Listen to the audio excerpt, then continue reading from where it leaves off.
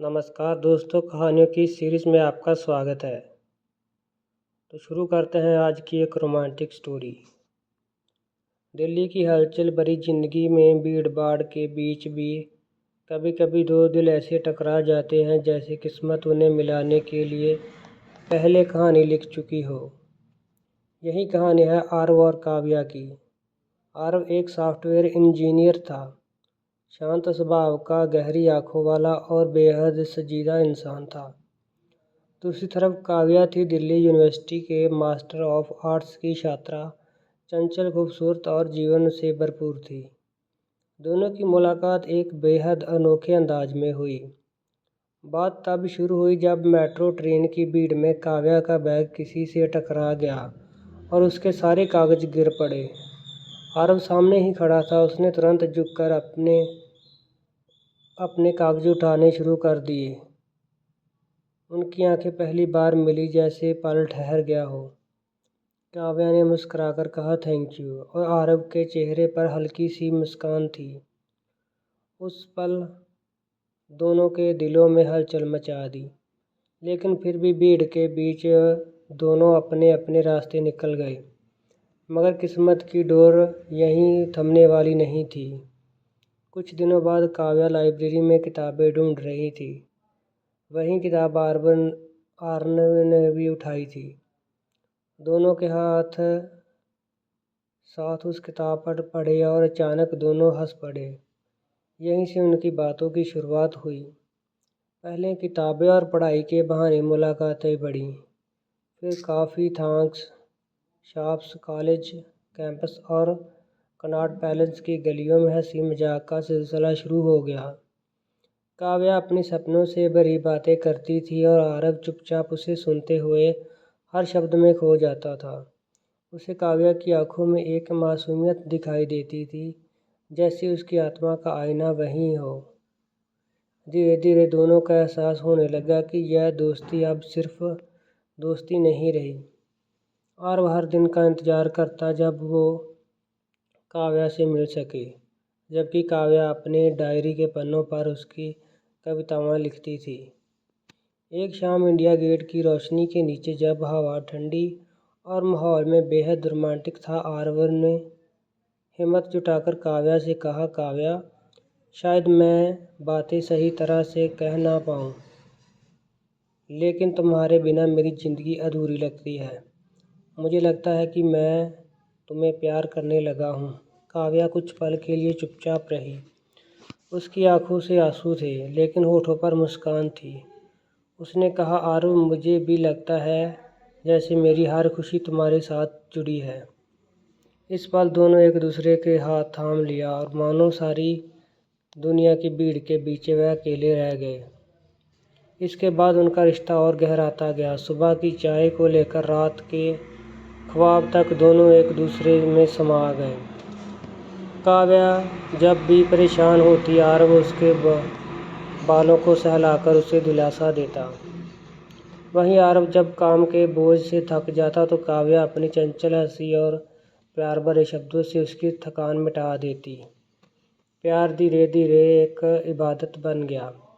लेकिन ज़िंदगी हमेशा आसान नहीं होती। काव्या के परिवार को यह रिश्ता मंजूर नहीं था, क्योंकि आरव अलग जाति का था। काव्या के पिता सख्त स्वभाव के इंसान थे और उन्होंने साफ शब्दों में कह दिया था कि यह रिश्ता कभी स्वीकार नहीं करेंगे। इस विरोध में उनके रिश्तेदारों की परीक्षाएं शुरू कर दी। आरव ने काव्या से कहा कि अगर चाहो वह उसके पीछे हट जाएगा, लेकिन काव्या ने उसका हाथ पकड़कर कहा, प्यार वो नहीं होता जो हालातों से हार जाए। प्यार वो है जो हर मुश्किल में मजबूत हो जाए। और इसी विश्वास में दोनों को मजबूती दी। वह दोनों चुपचाप अपने रिश्तों को बचाने की कोशिश में लगे थे, लेकिन हर रोज़ नई चुनौतियां सामने आती रहती थी। काव्या के घर पर उसकी शादी कहीं और तय करने की बातें शुरू हो गई थी।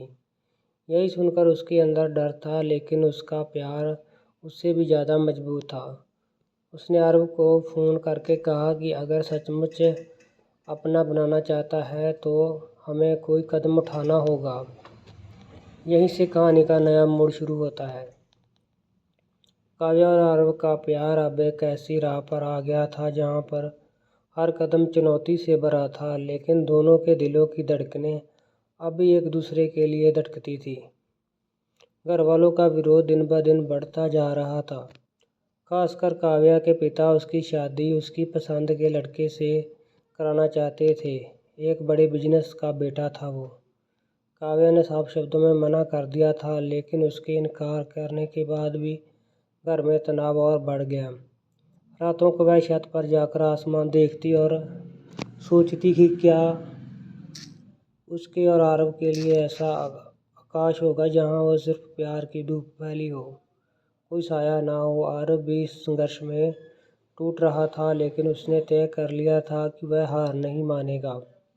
उसने अपने परिवार से भी बात करनी शुरू कर दी।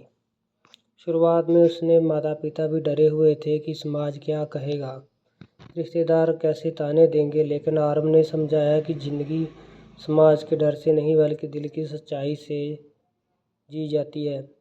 धीरे धीरे उनका दिल पिघल गया और उन्होंने कहा कि अगर काव्या तुम्हारी खुशी है तो यही हमारी भी खुशी है। यह सुनकर आरव के दिल को तसल्ली मिली, लेकिन उससे बड़ी इम्तिहान अभी बाकी था, काव्या का परिवार। एक दिन काव्या ने आरव को फ़ोन किया। उसकी आवाज़ कांप रही थी। उसने कहा, आरव, पापा ने मेरी शादी पहले महीने तय कर दी थी है, अब मैं क्या करूं? यह सुनकर आरव के पैरों तले ज़मीन खिसक गई। उसने तुरंत कहा, काव्या, हम हार नहीं मानेंगे। अगर तुम्हें भरोसा है तो हम सब ठीक कर देंगे। अगले ही दिन आरव ने हिम्मत जुटाई और काव्या के घर जाकर उसके पिता से मिलने का फैसला किया। काव्या ने उसे रोका, डराया कि पापा बहुत गुस्से में रहते हैं, लेकिन आरव ने कहा, प्यार डर से बड़ा है।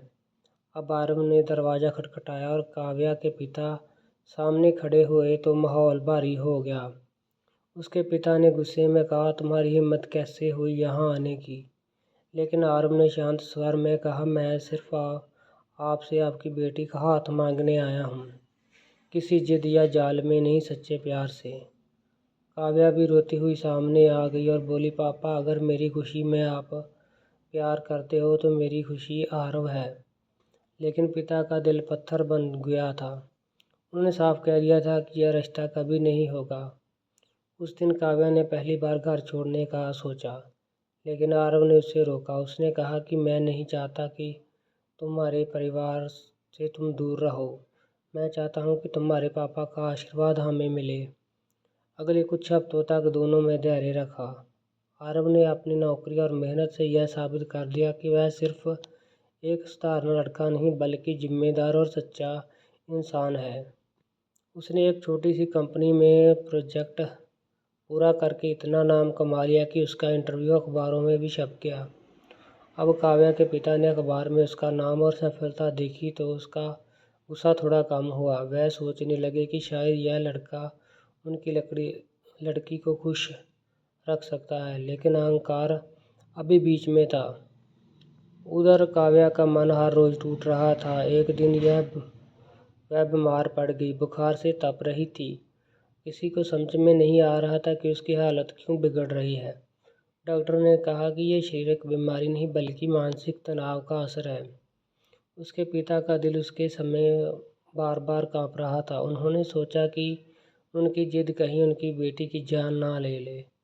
उसी रात जब सब सो गए थे तो उन्होंने धीरे से काव्या के कमरे में जाकर उसे देखा। वह बुखार से धीरे धीरे आरव का नाम पुकार रही थी।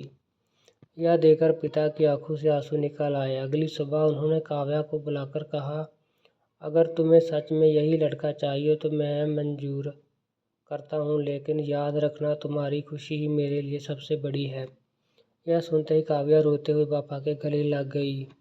उसी समय आरव को बुलाया गया और पहली बार काव्या के पिता ने उसके कंधे पर हाथ रखकर कहा, मेरी बेटी का ख्याल रखना। आरव की आंखों में भी आंसू आ गए। उसने कहा, मैं अपनी जान से भी ज़्यादा काव्या का ख्याल रखूँगा। और फिर कुछ दिनों बाद दोनों की शादी तय हो गई। शादी का दिन मानो किसी सपनों की फिल्मों जैसा था। लाल जोड़े में काव्या दुल्हन बनी तो आरव उसे देखकर जैसे मंत्रमुग्ध हो गया। उसने मन ही मन कहा, आज मेरी ज़िंदगी पूरी हो गई है। 7 फेरों के बाद जब उन्होंने एक दूसरे को वरमाला पहनाई तो दोनों की आंखों में सिर्फ एक ही वादा था, हमेशा साथ निभाने का।